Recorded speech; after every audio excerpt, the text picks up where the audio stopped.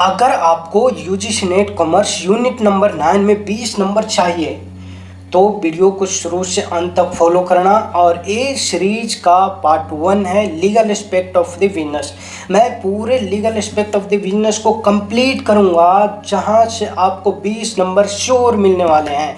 जैसा कि आप जानते हैं कि यूजीसी नेट में टोटल 10 यूनिट है, हर एक यूनिट से 10 क्वेश्चन पूछे जाते हैं। लीगल एस्पेक्ट बहुत ज़्यादा लेंदी सब्जेक्ट है, लेंदी पेपर है, इसमें से बहुत सारे एक्ट को पढ़ना पड़ता है।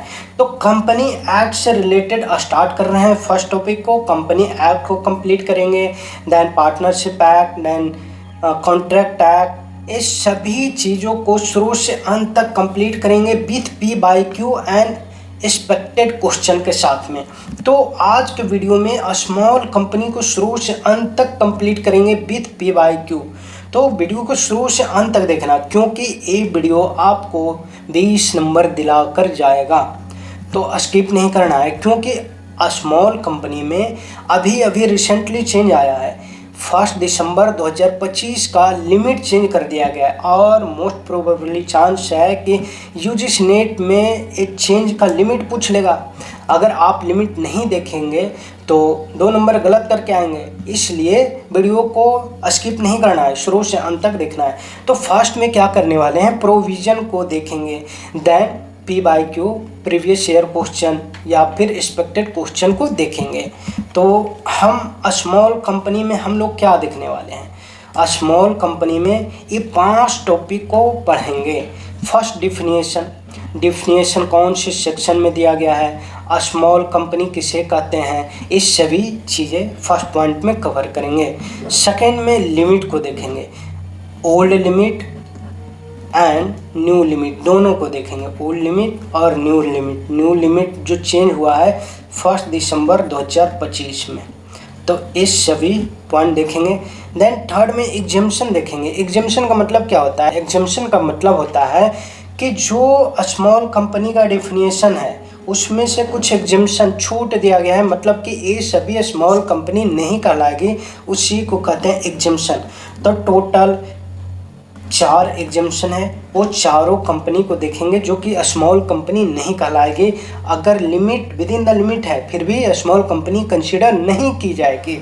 एंड फोर्थ में देखेंगे कि स्मॉल कंपनी के केस में कौन कौन सी फॉर्म MCA में फाइलिंग होती है। तो MCA में जो फॉर्म फाइलिंग होती है, ड्यू डेट उसका कब होती है, वो सभी पॉइंट नंबर 4 में देखेंगे। एंड पॉइंट नंबर 5 में अदर पॉइंट देखने वाले हैं, लाइक कि एनुअल जनरल मीटिंग कब की जाती है, फाइलिंग किस डेट पे, ड्यू डेट बताएंगे, एंड कितने बोर्ड मीटिंग होती है, इस सब भी देखने वाले हैं पॉइंट नंबर 5 में। तो 1 बाय 1 स्टार्ट करते हैं स्मॉल कंपनी का डिफिनीशन से। देखो स्मॉल कंपनी का डिफिनीशन अंडर सेक्शन 285 में दिया गया है। अंडर सेक्शन 285 में स्मॉल कंपनी को डिफाइन किया गया है। यहाँ से स्मॉल कंपनी का मतलब होता है 2 क्लॉज 85 में स्मॉल कंपनी को डिफाइन करता है। Small company means a company other than public company. Small company का मतलब होता है वह कंपनी जो कि पब्लिक कंपनी नहीं हो, other than public company, whose paid up share capital and turnover as may be prescribed. A small company means a company other than public company having paid up share capital and turnover as case में भी prescribe। ठीक है, तो small company को define किया गया है under section 285 में। स्मॉल कंपनी का मतलब होता है कि वैसा कंपनी जो कि पब्लिक कंपनी ना हो एंड जिसका paid up share capital and turnover with in the limit हो, उसे कहेंगे स्मॉल कंपनी। एंड इस स्मॉल कंपनी में 2 कंडीशन को ध्यान में रखना है, paid up share capital and turnover. ठीक है, अब देख लेते हैं first of all old limit कितना था। ओल्ड लिमिट 30 नवंबर 2025 तक जो ओल्ड लिमिट था स्मॉल कंपनी का, पेड अप शेयर कैपिटल और turnover, paid up share capital up to 4 crore and turnover up to 40 crore. Paid up share capital 4 crore, turnover 40 crore. तो इस तरीके से आप याद रख सकते हो PT, P for paid up share capital 4 and T for turnover 40 crore. तो पीटी 440 ए ओल्ड लिमिट था। इट मीन्स अगर इतना तक है 4 करोड़ 40 करोड़ तक पब्लिक कंपनी के अलावा अदर कंपनी का paid up share capital turnover है तो उसे स्मॉल कंपनी के कैटेगरी में रखा जाता है।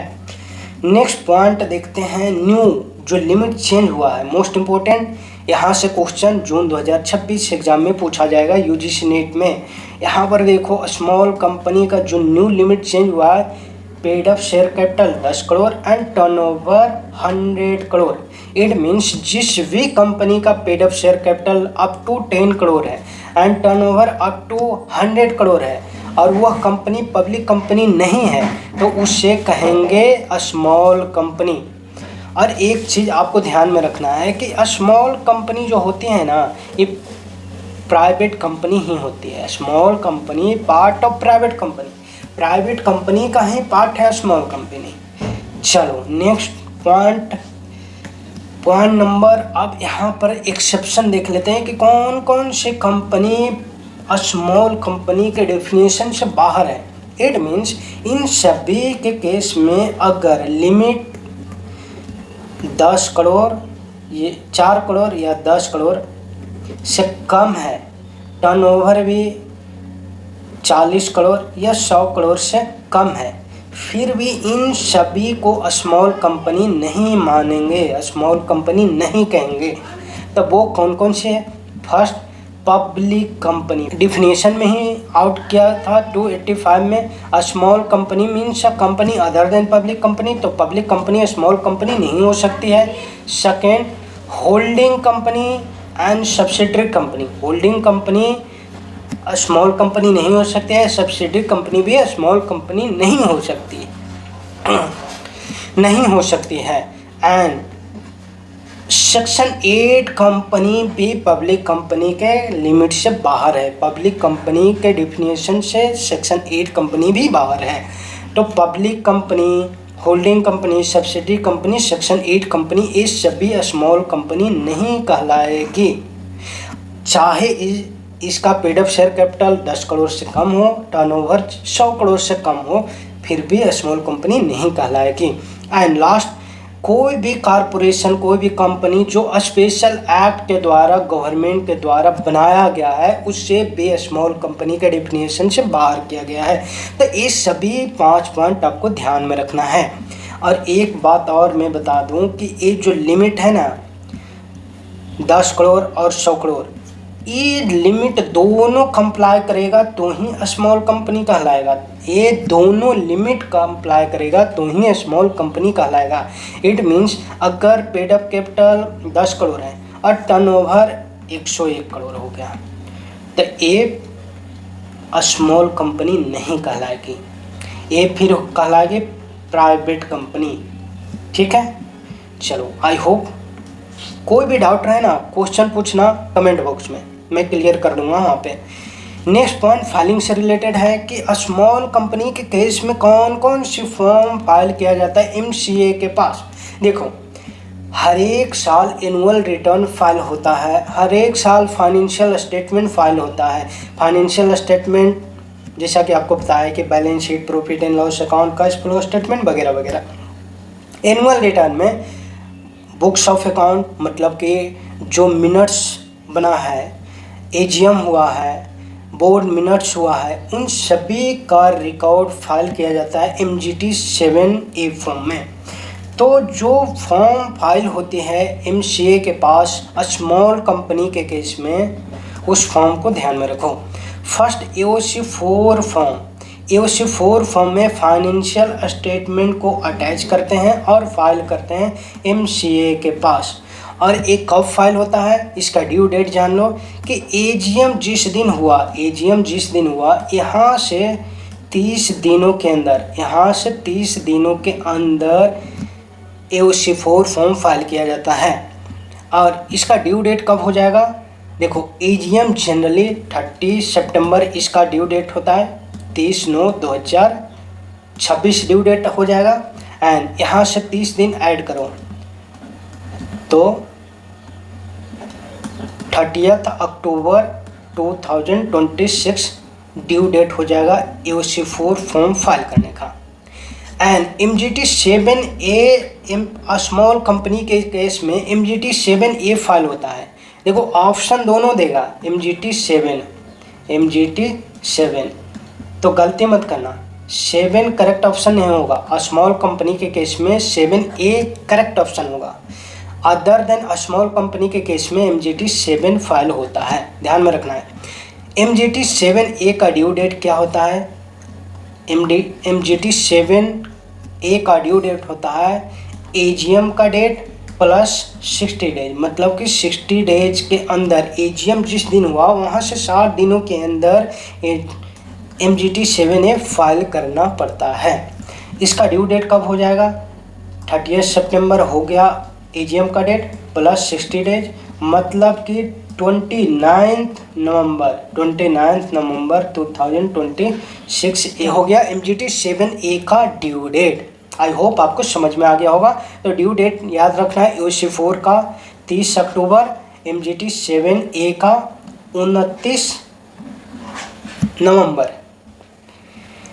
नेक्स्ट कुछ अदर पॉइंट देख लेते हैं।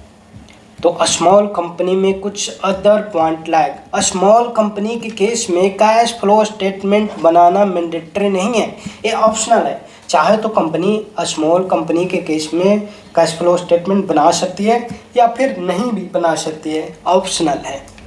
एंड स्मॉल कंपनी के केस में कुछ और रिलैक्सेशन दिया गया है। देखो ये रिलैक्सेशन है, स्मॉल कंपनी के केस में एक रिलैक्सेशन तो हो गया, कैश फ्लो स्टेटमेंट मैंडेटरी नहीं है। And second point, minimum board meeting 2 से काम चल जाएगा। अदर देन स्मॉल कंपनी में मिनिमम 4 बोर्ड मीटिंग हर एक साल कंपलसरी होता है, लेकिन स्मॉल कंपनी के केस में कुछ रिलैक्सेशन दिया गया है, 2 बोर्ड मीटिंग से काम चल जाएगा। अगर पब्लिक कंपनी या private company other than small company है, उस केस में 4 बोर्ड मीटिंग कंपलसरी कंडक्ट करनी होती है। एंड ये जो 2 बोर्ड मीटिंग होती है इसका मिनिमम गैप 90 डेज होगी, इसका मिनिमम गैप 90 डेज होगी, 90 दिन होगी। तो ये सभी पॉइंट भी ध्यान में रखना है स्मॉल कंपनी के केस में। तो हमने पूरा प्रोविज़न पढ़ लिया है स्मॉल कंपनी किसे कहते हैं, स्मॉल कंपनी में ओल्ड लिमिट क्या है, न्यू लिमिट क्या है, किस को स्मॉल कंपनी से बाहर किया गया है, एंड स्मॉल कंपनी में कौन कौन सी फॉर्म फाइल होती है, एंड कुछ अदर पॉइंट को भी हमने देख लिए। चलो अब क्वेश्चन की ओर बढ़ते हैं। यहाँ से आपको ये 5 क्वेश्चन का आंसर मैं आपको बताता हूँ और एक क्वेश्चन का आंसर आपको कमेंट बॉक्स में लिखना है। Question number first, which of following company can not be classify as a small company under company act 2013? कौन सी कंपनी स्मॉल कंपनी के कैटेगरी में नहीं आती है? Option A private company, option B public company, option B section 8 company, option C 1 person company, option D government company. तो अभी हमने पढ़ा था कि स्मॉल कंपनी के डिफिनीशन में एक तो पब्लिक कंपनी को बाहर किया गया है, दूसरा होल्डिंग कंपनी, तीसरा सब्सिडरी कंपनी, चौथा सेक्शन 8 कंपनी, एंड 5वां स्पेशल एक्ट के द्वारा जो इस्टेब्लिश होती है सेंट्रल गवर्नमेंट के द्वारा। प्राइवेट कंपनी स्मॉल कंपनी कहलाती है, तो ऑप्शन गलत हो गया। सेक्शन 8 कंपनी को स्मॉल कंपनी से बाहर किया गया है, ऑप्शन बी इसका करेक्ट हो जाएगा। नेक्स्ट क्वेश्चन नंबर सेकेंड, और ये रहा question number second. Old limit of paid up capital for a small company till November 2025। Paid up share capital का लिमिट कितना था? ओल्ड लिमिट पूछ रहा है। पेड अप शेयर कैपिटल का ओल्ड लिमिट 4 करोड़ था। PT paid up share capital 4 crore, turnover 40 crore. ठीक है, नेक्स्ट क्वेश्चन, और ये रहा next question number third. What are the new turnover limit for a small company? Small company का टर्नओवर, न्यू यहाँ गलती हो गया है, टर्नओवर लिमिट क्या है स्मॉल कंपनी का? 40 करोड़ अभी हमने देखा। And question number 4th, which annual return form is generally applicable for a small company के केस में कौन सा एनुअल रिटर्न फॉर्म अप्लीकेबल होता है? एनुअल रिटर्न की बात किया जा रहा है, जैसा कि हमने आपको बताया कि एनुअल रिटर्न का फॉर्म क्या है, MGT 7 नहीं, MGT 7A है। ठीक है, तो ऑप्शन बी इसका करेक्ट हो जाएगा। 7 अदर देन अ स्मॉल कंपनी के केस में होगा, स्मॉल कंपनी के केस में MGT 7। तो ये एनुअल रिटर्न है। अगर फाइनेंशियल स्टेटमेंट की बात करता, यहाँ पर फाइनेंशियल स्टेटमेंट की बात करता तो AOC 4 हो जाता, AOC 4। ठीक है, and A last question number 5, minimum number of board meeting require in a year for a small company. Small company के केस में minimum number of board meeting कितने होते हैं एक साल में? तो इसका आंसर आपको कमेंट बॉक्स में लिखना है, इसका आंसर कमेंट बॉक्स में लिखना है। ठीक है, कुछ और बातें मैं बता दूं, स्मॉल कंपनी और प्राइवेट कंपनी में क्या डिफरेंस है। देखो, एक तो लिमिट जिसे ही क्रॉस करेगा तो वो कंपनी प्राइवेट कंपनी कहलाएगी। जो 10 करोड़ और 100 करोड़ की लिमिट है, अगर एक क्रॉस किया, एक भी लिमिट क्रॉस किया तो ये प्राइवेट कंपनी कहलाएगी। ठीक है, सेकेंड, प्राइवेट कंपनी के केस में minimum number of board meeting 4 होती है, लेकिन स्मॉल कंपनी के केस में 2 ही होती है। प्राइवेट कंपनी के केस में अगर लिमिट क्रॉस किया तो कैश फ्लो स्टेटमेंट बनाना मैंडेटरी होता है, जबकि स्मॉल कंपनी में रिलैक्सेशन दिया गया है। तो ये सभी पॉइंट को ध्यान में रखना है। स्मॉल कंपनी प्राइवेट कंपनी का ही पार्ट है। ठीक है, तो आज की वीडियो में इतना ही रखते हैं, नेक्स्ट वीडियो लेकर आता हूँ, तो चैनल को सब्सक्राइब कीजिए। थैंक यू सो मच, अगले वीडियो में मिलते हैं।